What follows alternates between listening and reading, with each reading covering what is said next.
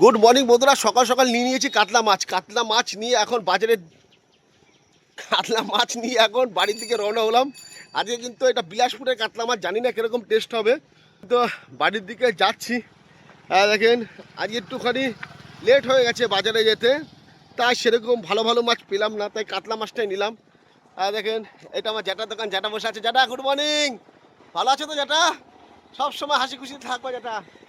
আর এটা হচ্ছে আমার বাবার দোকান, চায়ের দোকান, চা প্লাস একটু মুদিখানার দোকান। বাবা গুড মর্নিং। বাবা এই মাছটা নিয়ে আসলাম। বাবা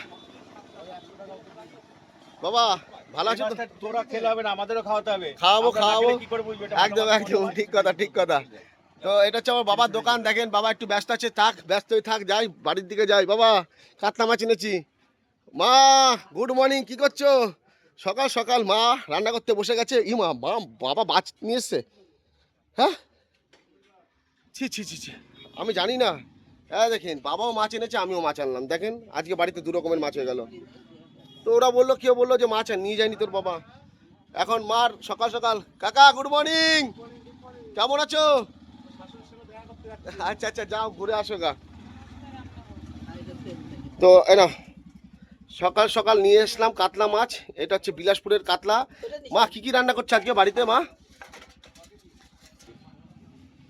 ও মা সকাল সকাল কি রান্না করছো মা? ডাল হচ্ছে, এটা কিসের ডাল? মুসুরির ডাল মা? এটা ধনে পাতা দিয়ে পাঁচ ফোড়নের সম্বার দিয়ে বানাচ্ছে মা মুসুরির ডাল। এদিকে আছে বাবাও এনেছে কাতলা মাছ, জ্যান্ত কাতলা। আমি নিয়ে এসেছি বিলাসপুরের কাতলা, আমি চালানি কাতলা নিয়ে এসেছি বন্ধুরা। আর এদিকে দেখেন পটল ভাপা হবে, তাই কত সুন্দর হবে। রুমা পটলগুলোকে কাটিং করে দিচ্ছে।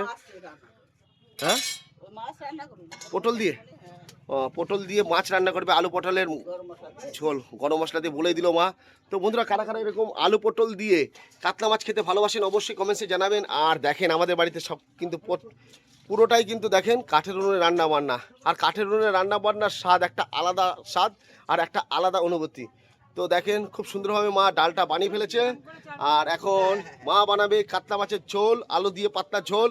খাবো দাবো আর আপনাদের সাথে ভিডিওটি শেয়ার করব। টাটা রুমা, দেখা হচ্ছে পরের ভিডিওতে বন্ধুরা, বাই।